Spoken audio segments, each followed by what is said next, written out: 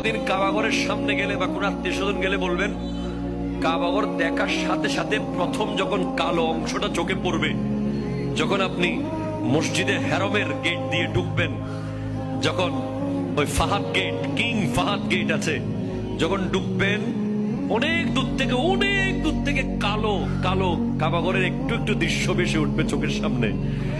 তখন দোয়াটা করবেন, কি দোয়া করবেন কয়টা? যখন কয়টা? একটা দোয়াই কবুল হবে দেখার সাথে সাথে। কাবা ঘর দেখার সাথে সাথে প্রথম যে দোয়াটা করবেন ওটা কবুল করবেন কে? এখন শিখে নেন, অনেক মানুষ জানেন না হিকমত। আপনি একটা দোয়া করবেন, একটাই শেষ, একটা সুযোগ পাবেন আপনি, কিন্তু আপনি এমন এক দোয়া করবেন যেন যতদিন ওখানে থাকেন প্রত্যেক দোয়া কবুল হয়ে যায়। এই হিকমতি দোয়াটা শিখে নেন। আপনি বলবেন, আল্লাহ আমি 10, 12, 15 যতদিন এখানে থাকবো